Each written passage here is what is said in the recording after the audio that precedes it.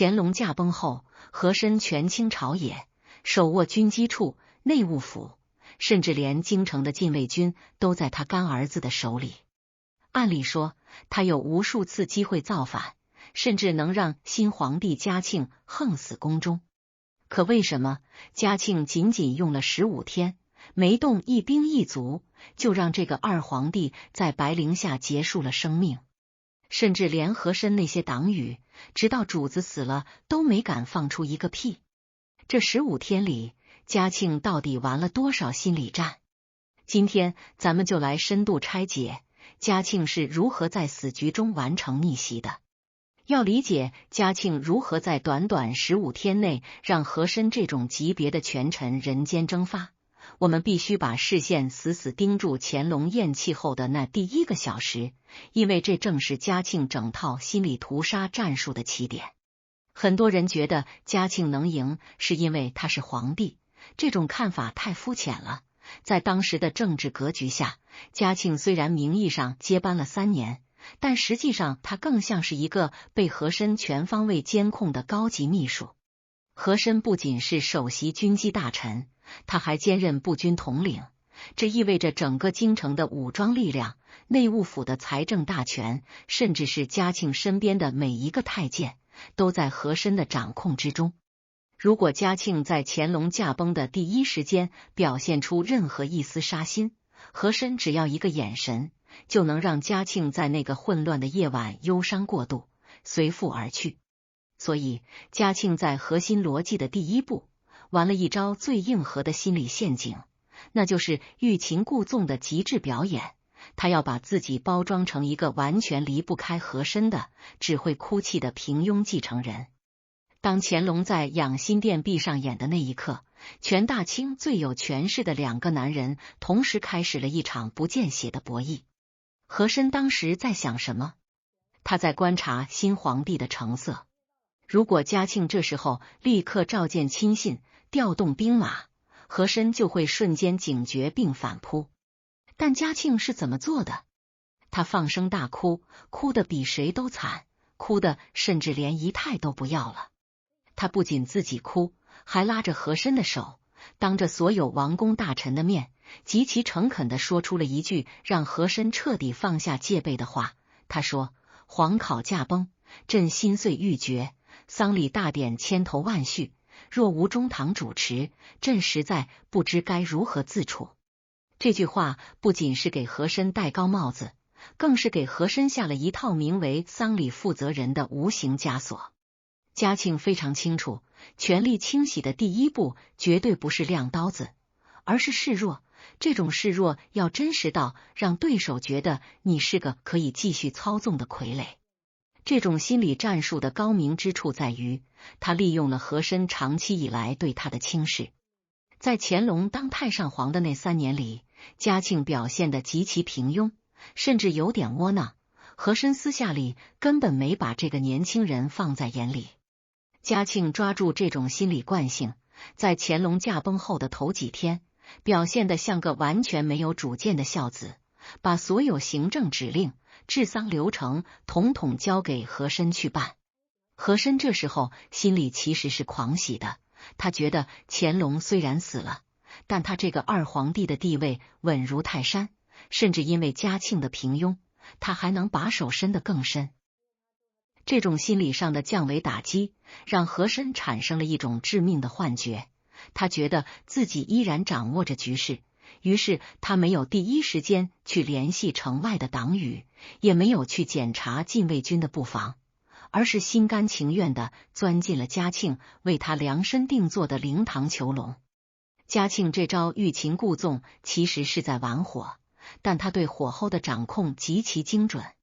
他命令和珅全权负责乾隆的丧礼，这在名义上是极致的恩宠，但在政治逻辑上是极致的物理隔离。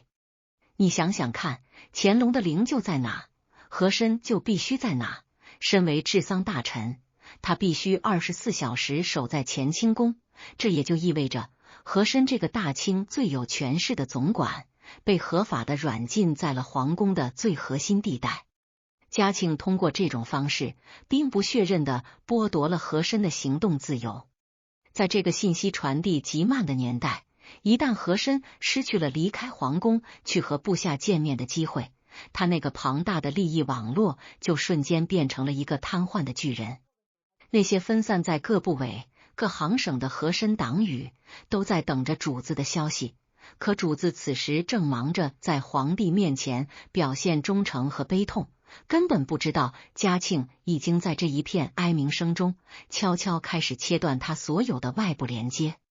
这种战术在现代职场或政治博弈中依然具有极强的参考价值，那就是当你要处理一个根深蒂固、势力庞大的对手时，绝对不要在力量对比最悬殊的时候硬碰硬。嘉庆深知自己手里当时并没有多少实权，他唯一拥有的就是皇帝这个名号带来的大义。于是他选择把大义发挥到极致，用孝道作为武器。他表现出的每一分悲痛，都是在加固和珅身上的枷锁。和珅即便想造反，他也找不到理由，因为新皇帝对他简直好到了极点。嘉庆在这段时期故意向和珅表现出一种依赖感，甚至在讨论国家大事时，都一副听从中堂安排的样子。这种反直觉的表现，直接瘫痪了和珅的防御系统。很多史学家分析这段历史时，都会忽略嘉庆那种教科书般的心理伪装。他硬生生地忍住了这3年来积攒的所有怒火，把仇恨深埋在眼泪之后。这种城府才是和珅最终满盘皆输的根本原因。当和珅还在沾沾自喜，认为自己成功度过了权力交接的最危险期，甚至开始计划如何在葬礼后进一步巩固权力时，嘉庆已经完成了从求助者到猎人的角色转换。他在灵堂里跟和珅哭得昏天黑地，但在那层悲痛的外壳下，他的大脑却在飞速运转，计算着每一个党羽的站位，寻找着最合适的爆破点。这就是嘉庆权谋的高明之处，他不是在杀人，他是在通过一种极度的配合，诱导对手走向自我毁灭的深渊。他给和珅的不是权力，而是一条越收越紧的绞索，而和珅却因为这种虚假的重用，把这条绞索当成了锦绣前程。所以我们要看清嘉庆这15天反杀的逻辑底色，他首先杀掉的是和珅的警惕性。没有这第一步的心理瘫痪，后续的所有动作，无论是调动人马、发动弹劾，还是最后的赐死，统统无法实现。一个在权力巅峰浸淫了几十年的权臣，最后落得个只能在灵堂里等死的结局，绝非偶然，那是嘉庆利用心理惯性和道德绑架共同编织的一张大网。这张网在乾隆咽气的那一刻就已经撒下，而和珅竟然成了那个最积极的织网者。这种杀人于无形的战术，才是这场权力更迭中最令后人脊背发凉的地方。在这一阶段，嘉庆展示了一种近乎冷酷的理智。他知道，要收割最贪婪的猎物，就必须先给出一个让他无法拒绝的、看起来最安全的诱饵。当和珅握住嘉庆伸出的那只求助的手时，大清朝一个时代的终结就已经进入了无法撤回的倒计时。在彻底瓦解了和珅的心理戒备，并将其诱入灵堂囚笼之后，嘉庆紧接着实施了整个清洗计划中最具技术含量的核心步骤，也就是如何利用大清朝最严苛的礼法制度，实现对权臣的物理隔绝与权力剥离。这一招在政治博弈中被称为合法化的软禁。我们要意识到，权力的本质不在于名义上的官衔，而在于信息的流动与指令的下达。和珅之所以能成为二皇帝，是因为他身兼首席军机大臣、领侍卫内大臣、步军统领等数个要职，他就像一个巨大的路由器，连接着大清朝的军事、财政与特务系统。嘉庆非常清楚，一旦让和珅走出皇宫，回到他在什刹海边那座比皇宫还要奢华的府邸，或者是让他接触到军机处的那些亲信死党，任何针对他的行动都会演变成一场难以收场的宫廷政变。因此，嘉庆在乾隆驾崩后的第3天，便利用守灵这个无法拒绝的道德借口，完成了一次教科书级的调虎离山。他以皇帝的名义下旨，称自己因为悲痛过度，体力不支，无法时刻守护在皇考陵前，而和珅作为皇考最信任的古宫大臣，理应代天子行孝，必须寸步不离地守护在乾隆的子宫旁。这道圣旨下的极有学问，他在名义上是给予和珅超越所有王公大臣的殊荣，但在实际操作中，这等于是在众目睽睽之下给和珅套上了一副金色的手铐。从这一刻起，和珅不仅不能回家，甚至连离开乾清宫方圆100米都需要经过特许，他彻底失去了对他那个庞大权势网络的控制权。就在和珅被迫在灵堂里扮演大清第一孝臣的时候，嘉庆已经开始在阴影中迅速修剪和珅伸向京城各处的触角。这场权力切除手术的第一刀，精准地落在了京城的武装力量上。和珅的干儿子福长安，当时担任着举足轻重的官职，与和珅一起把持着宫廷卫队，这原本是和珅最后的翻盘底牌。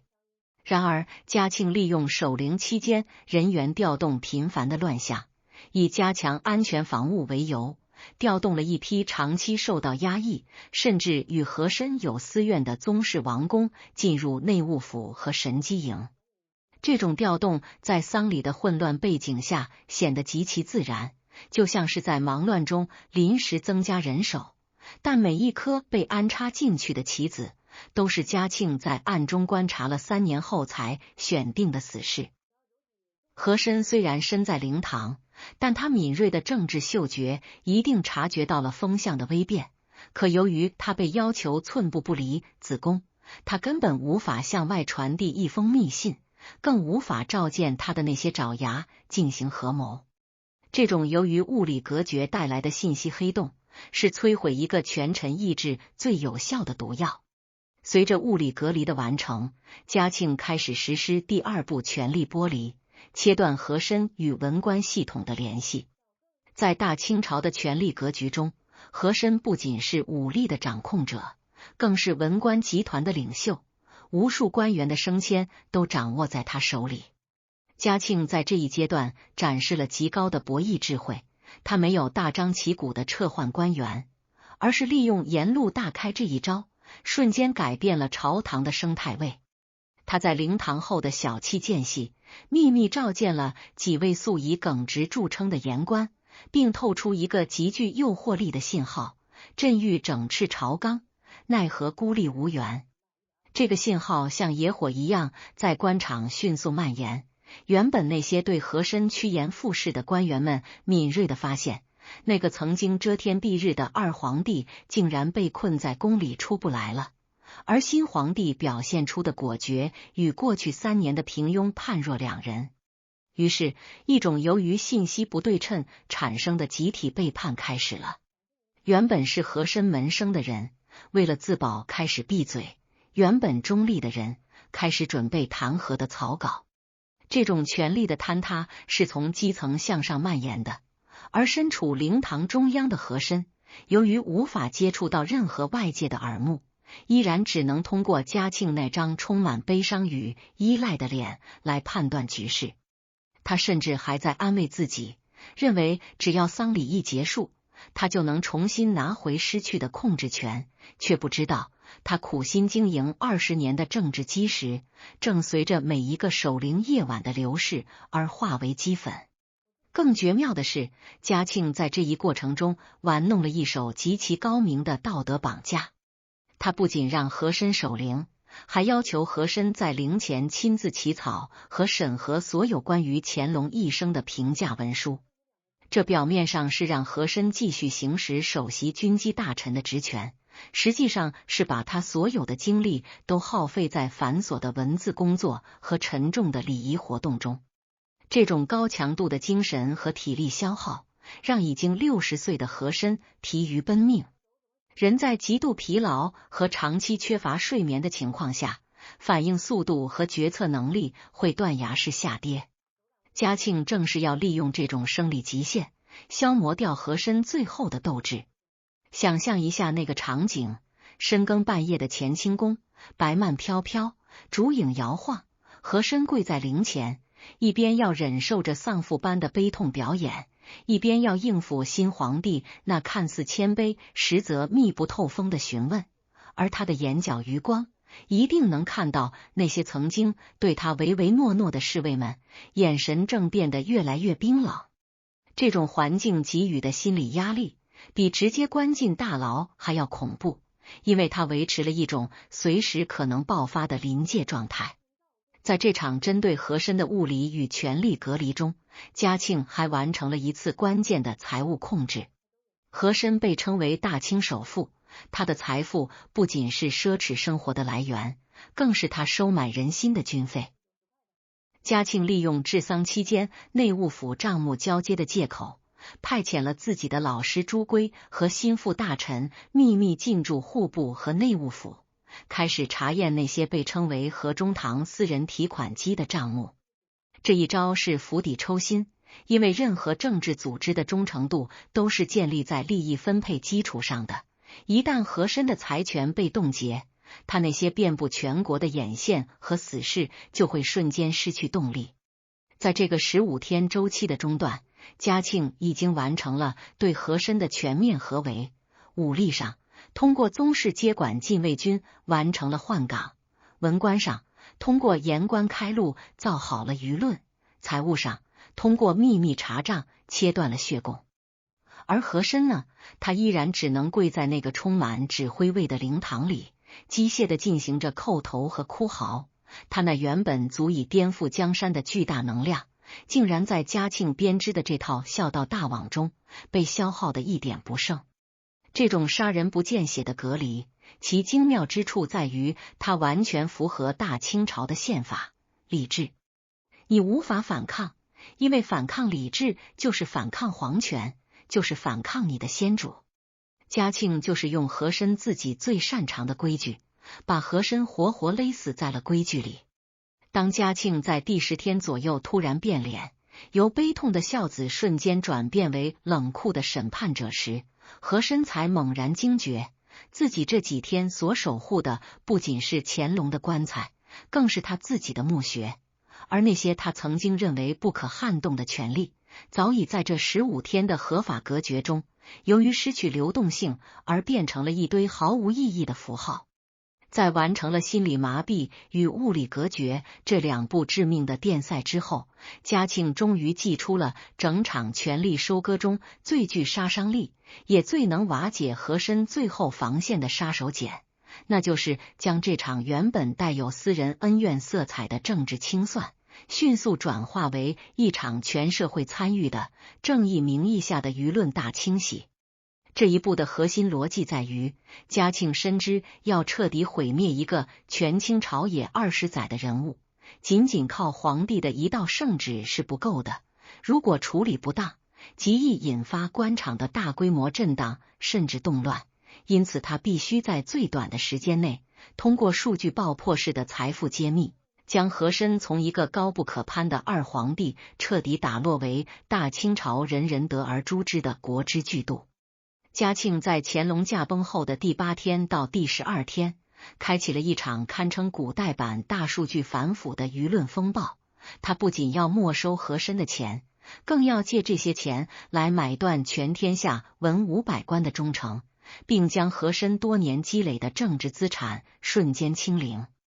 这场舆论战的切入点选得极其狠辣，嘉庆并没有先谈和珅如何结党营私，而是先谈和珅如何富过真龙。他深谙人性的弱点，知道在这世界上最能瞬间激发仇恨的不是政见不同，而是极度的财富不均。于是在嘉庆的授意下，那些早已被秘密安插进抄家队伍的官员，开始以一种近乎直播的速度，向全国公布和珅家产的冰山一角。那不仅是简单的数字，而是足以让整个官僚阶层感到生理性眩晕的奢华清单。当和珅家中搜出比皇宫还要大的楠木支柱，比内务府还要齐全的奇珍异宝，以及那足以让清政府10年不纳税的8亿两白银被公之于众时，嘉庆实际上已经完成了一次完美的民意收割。他让所有的官员和百姓产生了一种错觉，大清朝这些年的贫困、灾荒和军费短缺，全部都是因为这个男人的贪婪。只要杀掉和珅，大家的日子就能好过。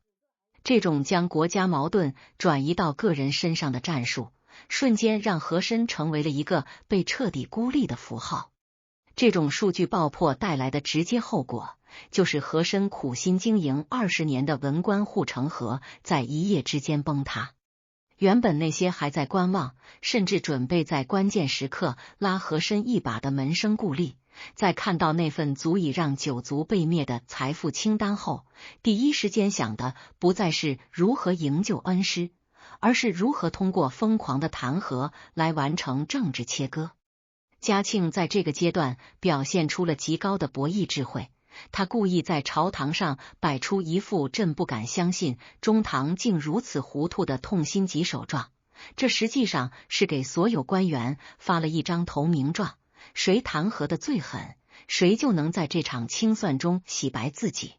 于是我们看到了中国政治史上极其罕见的一幕，那些曾经在和珅生辰时跪地舔脚的官员，此时却成了罗列和珅20大罪状最卖力的人。他们不仅要告和珅贪污，还要告他僭越，告他甚至在乾隆葬礼期间偷偷吃肉这种琐碎的私德问题。这种墙倒众人推的局面，正是嘉庆通过精准投放财富数据引导出来的。他利用人性的自私与恐惧，让和珅的势力网发生了自杀式的内部塌陷，从而实现了零成本的权力交接。与此同时，嘉庆通过对这些财富的重新分配，完成了一次极其高明的老带新权力重组。他一边查抄和珅的家产，一边以皇考恩赐或评判奖赏的名义，将一部分收缴上来的珍宝赏赐给那些长期受到和珅排挤，但在军政领域拥有实力的老臣，比如像刘墉、王杰、朱圭这些真正的硬骨头。这招散财买人心不仅稳固了嘉庆的基本盘，更让这些老臣成了处死和珅的坚定执行者。嘉庆非常清楚，杀和珅不能由皇帝一个人动手，必须由整个大清朝的精英阶层共同举刀，这样这笔政治债才不会算在嘉庆一个人的头上。当刘墉等人拿着嘉庆赏赐的奖业，在那份定罪书上签下名字时，和珅就不仅仅是死在皇帝手里，而是死在了整个大清朝的政治共识里。这种将抄家所得转化为政治资本的手段，让嘉庆在最短的时间内完成了从一个被架空的继承人向实权皇帝的华丽转身。在这场舆论与财富的博弈中，嘉庆还玩了一手极其漂亮的心理补刀。他故意让那些负责审讯和珅的官员不断的在和珅面前宣读那些曾经对他忠心耿耿的部下所写的绝交书和检举信。对于和珅这种极度自负，认为自己掌控了整个人性市场的操盘手来说，这种来自内部的集体背叛比身体上的严刑拷打更让他绝望。嘉庆就是要让和珅在死前明白，你以为你用钱买到了整个大清朝的忠诚，其实你买到的只是这群人对权力的谄媚。当权力易主，你那些引以为傲的黄金白银，只能成为加速你死亡的燃料。这种精神上的彻底摧毁，让和珅在最后的审判中完全丧失了反抗的意志。当他看着曾经视若珍宝的那些楠木、玉器被像破砖烂瓦一样抬出府邸，看着曾经的党羽排队上书要求将他凌迟处死，这个曾经呼风唤雨的权臣终于意识到，在皇权这种绝对的垄断性暴力面前，任何个人的经营都是如此脆弱。嘉庆在这15天里所展示的这种舆论开路、财富济齐、集体背叛的逻辑框架，其实揭示了封建皇权体制下最冷酷的生存法则。他不需要和珅认罪，他只需要和珅该死的社会认知达成。通过对财富数据的极端化宣传，嘉庆成功地将一场高层的政治清洗粉饰成了一场为了天下黎民的正义清算。当和珅跌倒，嘉庆吃饱这句顺口溜传遍北京城的大街小巷时，和珅就已经在精神层面被处决了。这种利用大众仇富心理和官员自保本能所形成的舆论绞索，才是嘉庆在这场博弈中能够稳操胜券的根本原因。他不仅收回了财权，更通过和珅的人头，向全天下宣告了一个新时代的开始。老规矩碎了，新主子到了。这种通过毁灭一个旧时代的偶像来确立新主权威的手法，虽然带有浓厚的血腥味，但其在权力更迭中的高效与精准，确实让后世每一个研究权谋的人感到不寒而栗。当15天的期限临近，和珅在那个阴冷的牢房里写下那首对井上前世、怀才悟此生的绝命诗时，他实际上已经成了嘉庆登基大典上那块最昂贵也最沉重的垫脚石。这场以财富为导火索、以舆论为助燃剂的政治焚烧，不仅烧掉了一个贪官，更烧掉了乾隆时代留下的最后一块政治补丁，让嘉庆皇帝在这一片灰烬中真正实现了一言九鼎的权力合一。在彻底摧毁了和珅的社会名誉，并将其财富化作收买人心的筹码后，嘉庆终于进入了这场政治围猎的收官阶段，也就是如何利用大清朝行政体系的闭环逻辑，在最短的时间内完成对和珅党羽的外科手术式切割与定向定罪。这一步的核心博弈在于，嘉庆必须在处死和珅的果决与稳定朝局的怀柔之间找到一个极其微妙的平衡点。他玩了一招极其高明的雷霆手段——菩萨心肠。这种行政上的降维打击，让和珅在死前不仅失去了所有的反抗力量，甚至连死后的政治翻盘机会也被彻底封死。我们要明白，和珅这种级别的权臣，其根系早已渗透进大清朝的每一个毛孔。如果嘉庆搞大规模的株连，极易引发官场人人自危，从而导致行政瘫痪，甚至逼得和珅那些掌握实权的门生铤而走险。于是，嘉庆在这15天周期的最后阶段，展示了一套令人叹为观止的定罪逻辑。他将所有的罪恶都锁定在和珅一人身上，而对和珅庞大的党羽集团实施了精准的特赦诱导。嘉庆在第12天左右，故意向内阁和部院下达了一道措辞极其完美的谕旨。他没有谈如何惩治从犯，而是反复强调和珅之罪不胜诛心，但紧接着又话锋一转，称其余跟随之辈多系受其威逼，朕深知其苦。这道谕旨实际上是一份公开的政治免死牌，它在瞬间瓦解了和珅党羽最后的抵抗意志。原本那些担心会被灭族的和家死党，在看到这道旨意后，心态发生了从死中到自救的剧烈转变。这种心理上的分化瓦解，是嘉庆通过行政命令实现的最高级统治术。他让那些原本可能成为变数的人，变成了最积极的定罪参与者。这种逻辑非常冷酷，只要你承认和珅是唯一的坏人，并且积极提供证据，你就是被裹挟的良臣，朕不仅不杀你，还要继续重用你。这种精准的利益切割，让和珅在生命的最后几天里，真正感受到了什么叫做众叛亲离的极致。他所面对的审判席上，坐满了曾经对他赌咒发誓效忠的部下，而这些人为了洗清自己，不得不把和珅往死里推。这种行政定罪的精妙之处，还体现在嘉庆对20大罪状的叙事构建上。如果你仔细研究这20条罪状，你会发现嘉庆非常聪明地避开了那些可能牵扯到乾隆名誉的政治决策，而是把重心放在了僭越和不敬上。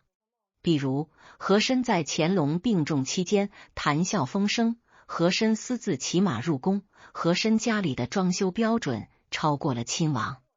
这些罪状在法律层面上非常主观，但在封建礼法下却是不可饶恕的死罪。嘉庆通过这种方式，既维护了乾隆作为英明神武先皇的形象，又把和珅定性为一个欺君罔上的小人。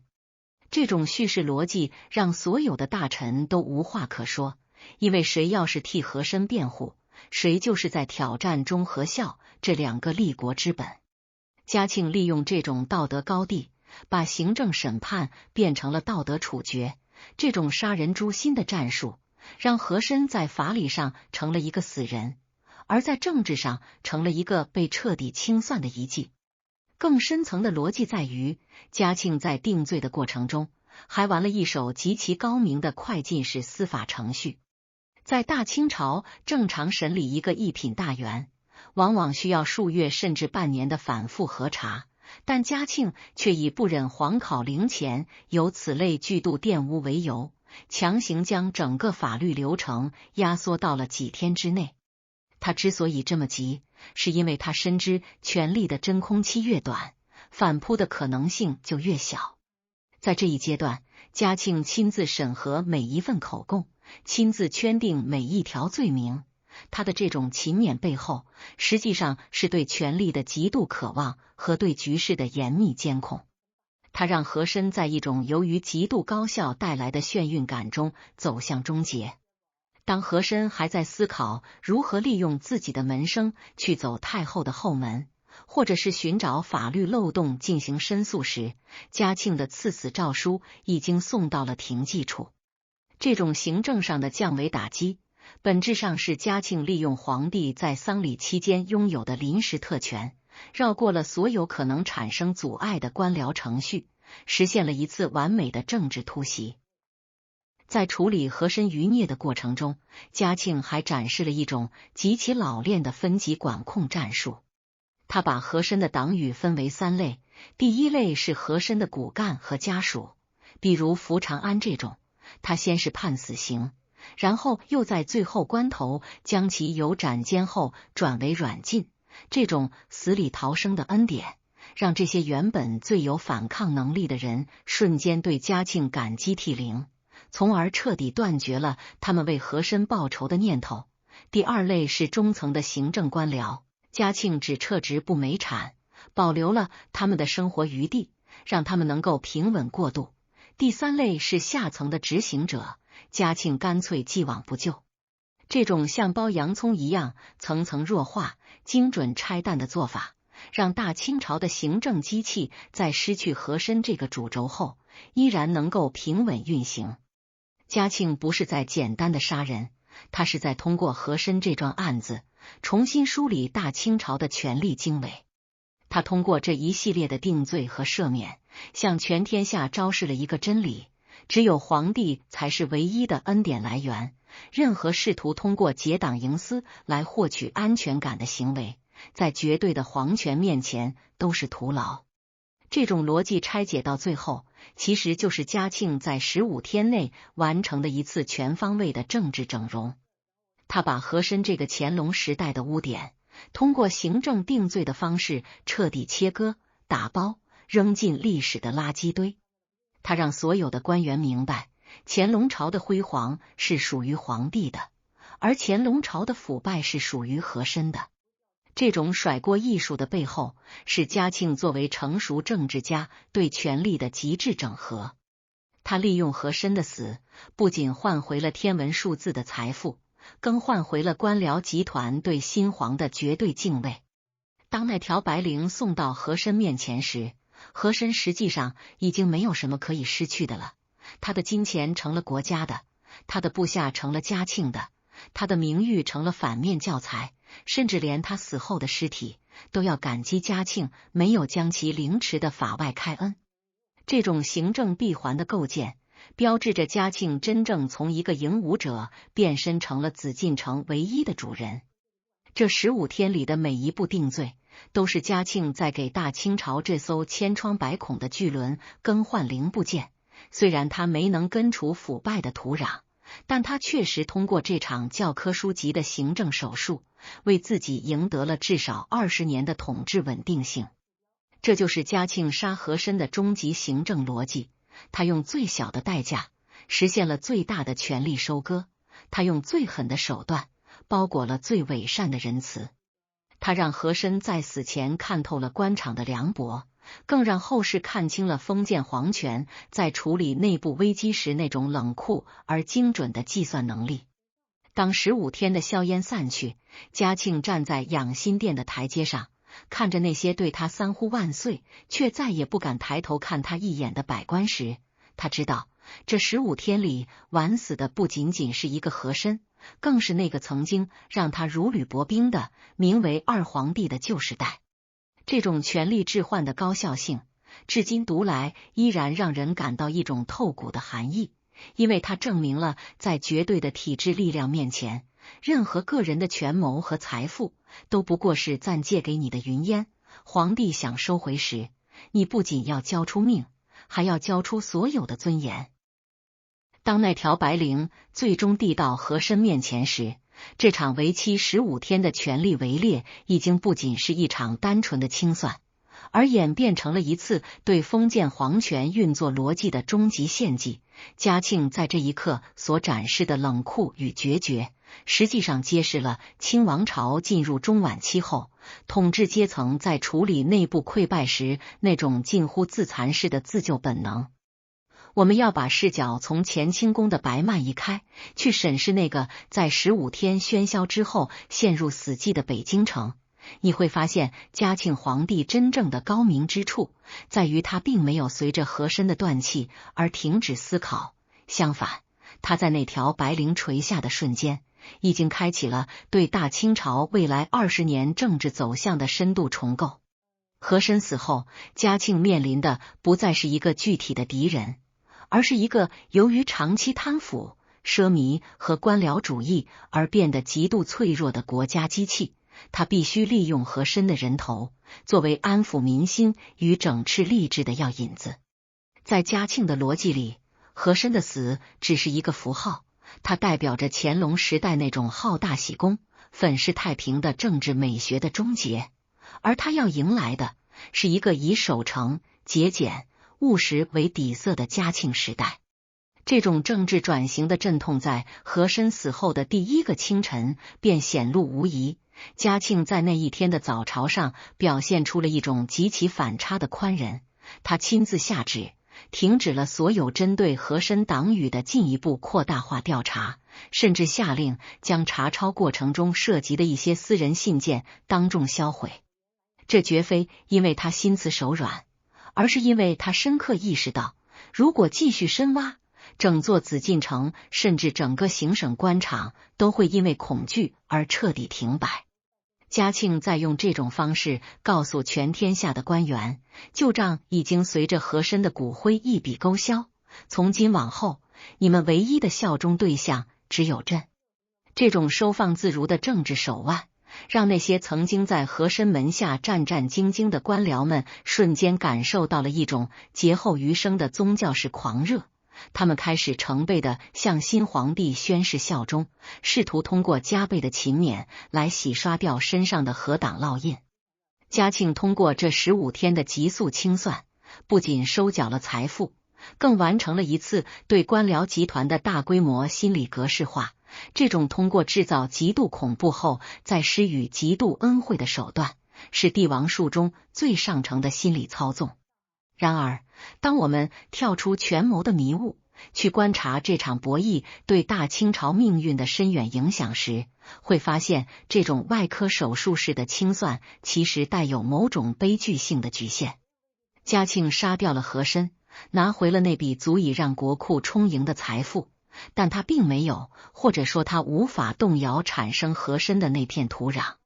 和珅之所以能存在，是因为乾隆晚期的体制需要一个能够高效理财，同时又能替皇帝背负所有恶名的执行者，他是体制的衍生品。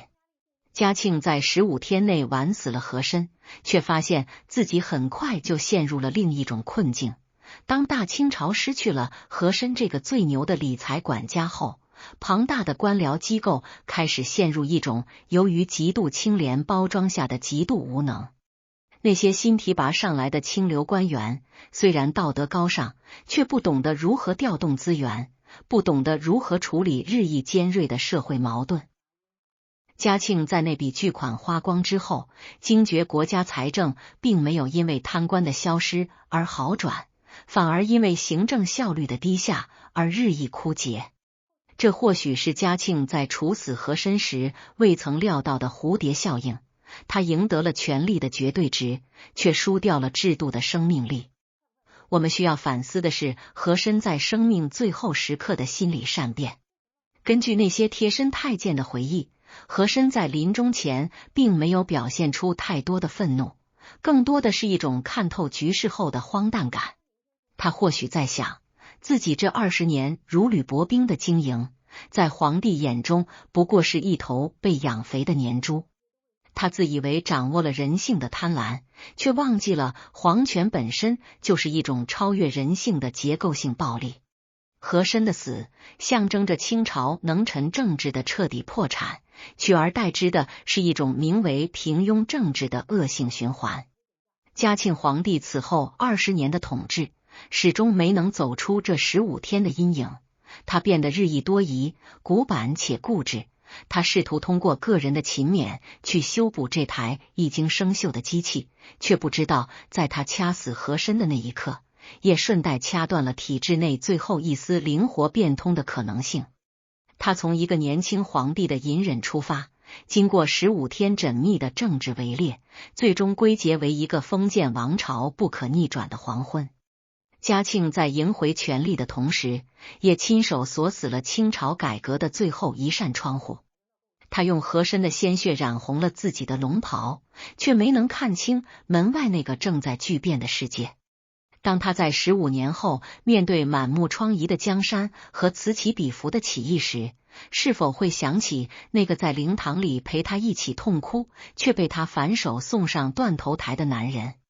那种杀人于无形的快感，终究在漫长的岁月里风化成了无力的叹息。这就是权力的悖论，你消灭了那个最危险的代理人，却发现自己成了体制唯一的孤家寡人。嘉庆和和珅这对清朝史上最著名的君臣，其实是同一枚硬币的两面，他们共同支撑起了大清最后的一抹余晖，又在权力的撕扯中加速了那个时代的陷落。当我们如那位 YouTube 博主般深度剥开历史的血肉，会发现这15天的故事里藏着中国2000年帝制兴衰的缩影。它不仅仅关乎贪婪与清廉，更关乎在绝对权力面前所有人的挣扎与卑微。和珅的倒下是大清朝最后一次壮丽的输血，此后这个王朝再也没有出现过这样惊心动魄的博弈，有的只是温水煮青蛙般的平庸与凋零。嘉庆皇帝在那个夜晚赐下的不仅是一条白绫，更是一个王朝的死缓令。当和珅踢倒那张凳子，清晨的阳光照进牢房，这15天的权力游戏画上了句号。但那个巨大的名为清朝的背影，已经在那一刻开始缓缓没入历史的黑暗。在这场权力收割的最后余波中，我们必须把视线从和珅那条悬挂的白绫上移开，转而投向那些被历史尘埃掩盖的幽暗角落，去审视嘉庆在处死和珅之后是如何在行政权力的废墟上试图重建一种名为嘉庆新政的幻觉，以及这种幻觉如何最终崩塌，成为清王朝走向衰落的真正拐点。嘉庆皇帝在这一刻所展示的，不仅是一个胜利者的姿态，更是一个被权力诅咒者的孤独。当他在那15天的终点，亲手为乾隆朝那个奢靡、贪腐却又充满生命力的时代画上句号时，他并没有意识到，自己不仅仅是杀掉了一个贪官，更是亲手拆掉了大清朝这台巨型机器里唯一一个带有润滑和变通功能的零件。和珅的死，在行政逻辑上造成了一种极度的权力失重，这种失重感很快就从紫禁城的红墙内蔓延到了帝国最偏远的县衙，形成了一种由于过度追求政治正确而导致的集体平庸化。我们要看清嘉庆在随后几年里遭遇的尴尬处境，这才是这个故事最讽刺的注脚。和珅死后，嘉庆确实拿到了那笔富可敌国的家产，但他很快发现，这笔钱不仅没能填补鸦片战争前夕那已经开始溃烂的国家财政，反而像一剂烈性毒药，加速了官僚体系的腐败转型。因为和珅倒下后，产生贪腐的分配体制并没有改变，改变的只是贪腐的形式。曾经和珅在位时，贪腐是有序的、成系统的，甚至带有某种 KPI 考核性质的抽取。而嘉庆杀和珅后，由于失去了顶层的利益平衡者，基层的贪腐变成了碎片化的、无序的、竭泽而渔式的疯狂收割。每一个官员都害怕自己成为下一个和珅，于是他们不再把贪来的钱用于维持地方行政，而是迅速转移资产，或者通过更加隐蔽的手段进行洗白。嘉庆皇帝坐在勤政殿里，看着那些满口廉洁却在暗地里变本加厉盘剥百姓的清流官员，他开始陷入一种深层的焦虑。他通过处死和珅建立起来的威慑力，在短短几年内就被官僚集团那种极其顽固的软抵抗消解殆尽。这种行政上的瘫痪，在嘉庆朝中期的政治生态中表现得淋漓尽致。嘉庆发现，当他杀掉那个最聪明、最能干也最贪婪的代理人后，剩下的官员虽然表面上对他唯唯诺诺，但实际上已经失去了处理复杂社会问题的能力。那个曾经被和珅打理得井井有条，虽然腐败但至少高效的帝国机器，开始在一种名为平庸的铁锈中缓慢解体。每当发生天灾人祸，朝廷拨下的赈灾款项再也无法像和珅时代那样通过各种利益杠杆迅速下达到灾区，而是消失在了层层官僚的袖口里。嘉庆皇帝每天工作到深夜，他甚至亲自核对每一笔微小的开支，试图通过个人的勤勉来替代体制的效能，但这注定是一场徒劳。他杀了一个和珅，却发现自己不得不面对千万个隐形的小和珅，而这些小和珅既没有和珅的才华，也没有和珅的胆识，只有和珅的贪欲。更具悲剧色彩的是，嘉庆对和珅的清洗，在无意中锁死了大清朝最后一次与世界接轨的机会。和珅在位期间，虽然贪腐，但他对外界的商务、贸易，甚至是西方的工业制品，保持着一种敏锐的、带有商人性质的兴趣。他是那个封闭帝国里为数不多懂得利益交换逻辑的人。而嘉庆在处死和珅后，为了彰显自己与乾隆时代的决裂，开始全面推行一种极度保守，甚至带有某种道德洁癖的禁绝政策。他不仅禁绝了所谓的奇技淫巧，更切断了那些曾经由和珅秘密维持的海外贸易渠道。嘉庆认为，只要清除了和珅式的奢靡，大清朝就能回到那种理想化的男耕女织的古老秩序中。这种认知上的错位，让清朝错过了工业革命最后的一抹余晖。他在那15天里赢得的不仅是权力，更是一份沉重的历史欠债。这份欠债最终要在40年后的鸦片战争中，由他的儿子道光皇帝用领土和主权去偿还。我们不得不重新评价和珅在灵堂里的那次最后博弈。他在死前写下的那首绝命诗，不仅仅是对个人命运的哀鸣，更是对那个正在加速坠落的时代的预言。他看透了嘉庆这种守成之君的局限性，他们有能力收回权力，却没有能力运用权力；他们有道德的优越感，却没有制度的创新力。嘉庆杀和珅本质上是一场关于存量利益的零和博弈，它并没有创造任何增量价值。当那8亿两白银被慢慢挥霍在无休止的镇压起义和维持皇室体面上时，嘉庆皇帝才真正意识到，那个被他亲手杀死的男人，其实是他父亲乾隆留给他的一块遮羞布。没了这块布，他不得不赤裸裸地面对这个日渐荒凉的江山。这个故事的连贯性，最终在嘉庆晚年的孤独中达到了高潮。当他在避暑山庄的那个雷雨交加的夜晚走向生命尽头时，他是否会回想起21年前在北京城里的那个寒冷的正月？那时他意气风发，以为杀了一个权臣就能换来万事太平。但历史的吊诡在于，他往往在最激荡的瞬间埋下最死寂的种子。嘉庆皇帝杀掉了那个二皇帝，却让自己成为了大清朝最后一个努力却绝望的守墓人。他用15天的时间完成了一次权力的华丽转身，却用了21年的时间证明了这种转身的徒劳。这种权谋与命运的错位，才是这个故事最让人感到脊背发凉的地方。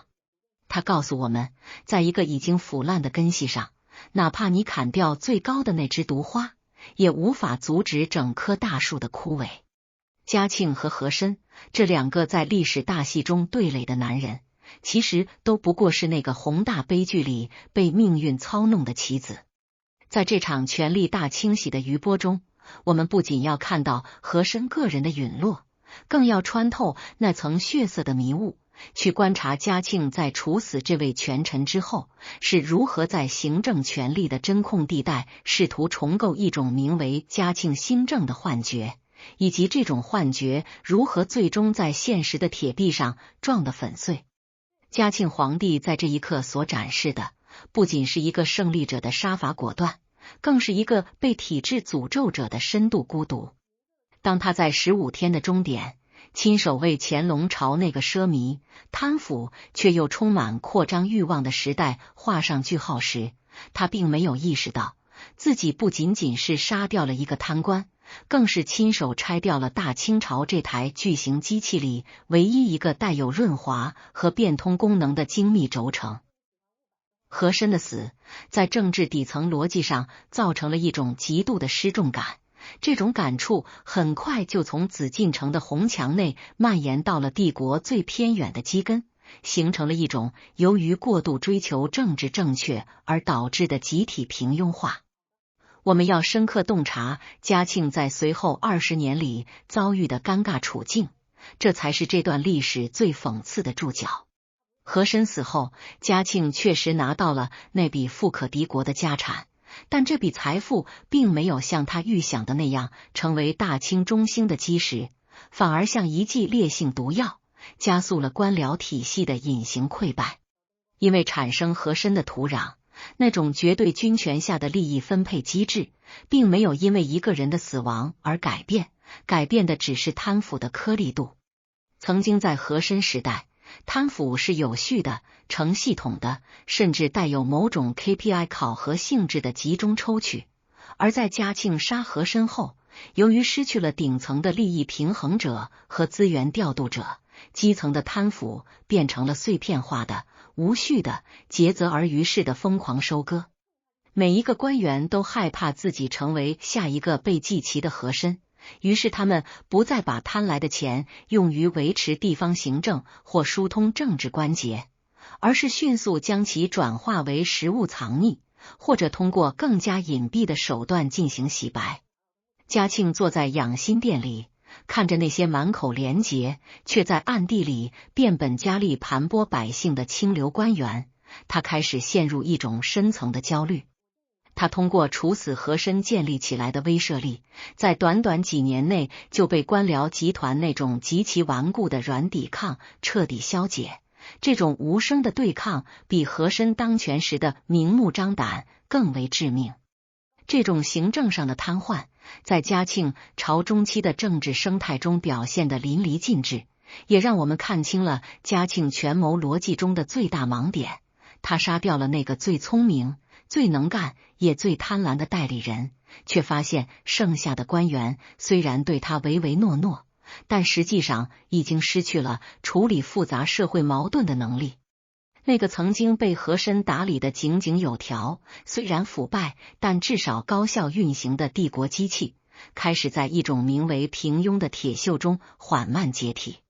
每当发生黄河决口或白莲教起义，朝廷拨下的赈灾款项再也无法像和珅时代那样通过各种利益杠杆和非正式渠道迅速下达到基层，而是消失在了成千上万个不敢负责、只会走程序的平庸官员袖口里。嘉庆皇帝每天工作到深夜，甚至亲自核对内务府每一笔微小的蜡烛开支，试图通过这种近乎偏执的勤勉来替代体制的效能，但这注定是一场徒劳的西西弗斯式努力。他杀了一个和珅，却不得不面对千万个隐形的小和珅，而这些小和珅既没有和珅的筹款才华，也没有和珅的行政效率，只有和珅的贪欲。更具悲剧色彩的是，嘉庆对和珅的清洗，在无意中锁死了大清朝最后一次与世界大航海文明接轨的机会。和珅在位期间，虽然贪腐成性，但他对外界的商务、贸易，甚至是西方的工业制品，保持着一种敏锐的、带有商人本能的兴趣。他是那个封闭帝国里为数不多懂得利益交换逻辑，而非仅仅懂得磕头礼仪的人。而嘉庆在处死和珅后，为了彰显自己与乾隆时代那种奢靡乱政的决裂，开始全面推行一种极度保守，甚至带有某种道德洁癖的禁绝政策。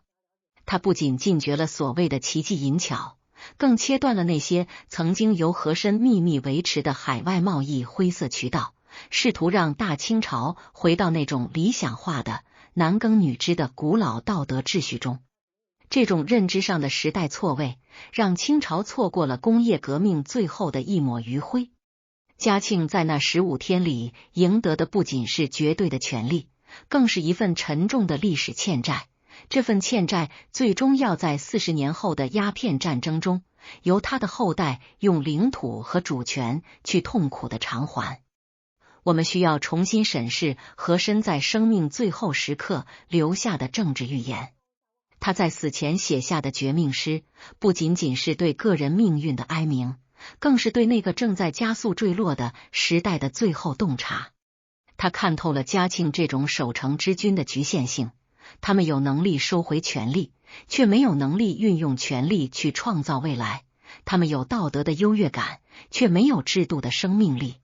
嘉庆杀和珅，本质上是一场关于存量利益的零和博弈，他并没有为大清朝创造任何新的增量价值。当那8亿两白银被慢慢挥霍在无休止的镇压和维持皇室表面的体面上时，嘉庆皇帝才真正意识到，那个被他亲手杀死的男人，其实是他父亲乾隆留给他的一块极其昂贵的遮羞布。没了这块布，他不得不赤裸裸地面对这个日渐荒凉、危机四伏的江山。这种觉醒发生在嘉庆晚年的每一个雷雨之夜。当他面对满纸谎言的奏折和日益枯竭的国库时，他是否曾怀念过那个只要一个眼神就能把事情办妥的河中堂？最终在嘉庆晚年的孤独与平庸中达到了宿命的高潮。当他在避暑山庄的惊雷中走向生命尽头时，他早已从那个意气风发的屠龙少年，变成了被锁在权力王座上的孤家寡人。他用15天的时间完成了一次教科书级的权力反杀，却用了21年的时间证明了这种反杀的徒劳与苍白。历史的幽默之处在于，他让一个最勤奋的皇帝亲手埋下了王朝崩塌的种子。嘉庆杀和珅，成为了清王朝从盛世走向衰落的一场宏大葬礼。这种权谋与命运的错位，才是这个故事最让人感到脊背发凉的地方。他告诉后世，在一个已经烂透的根系上，哪怕你以正义之名剪掉最高的那朵毒花，也无法阻止整棵大树的枯竭。嘉庆和和珅这两个在历史天平两端博弈的男人，最终都成了这台名为帝制的绞肉机里的牺牲品。嘉庆赢了这场博弈，拿回了权杖，却发现权杖下面连接的是一片荒芜。这或许就是历史给予所有沉迷于权术而忽视制度改良者的终极嘲弄。你以为你杀死了那个阻碍你的人，其实你只是杀死了那个替你承担系统压力的人。这种视角会让所有的观众在惊叹于嘉庆那精妙的15天布局之余，产生一种对权力和历史必然性的深深敬畏。这不是一个简单的惩恶扬善的故事，这是一个关于体制、人性与历史宿命的黑色预言。当那个正月15的月亮升起时，和珅死在了一条白绫下，而大清朝也死在了一种无法自拔的路径依赖中。这种深度才是一个硬核历史博主应该带给读者的最终震撼。画面从那条静止的白绫拉远到整个被冰雪覆盖的紫禁城，再拉远到那1亿2千万平方公里的辽阔疆域，而背景音里是嘉庆皇帝那一声沉重且无助的叹息。这15天，嘉庆杀死了和珅，却也杀死了他自己原本可能拥有的更伟大的时代。故事到这里才算真正完整，因为它不仅仅描述了权力的获取，更记录了权力的枯萎。这才是这段历史留给后世最冷酷也最真实的遗产。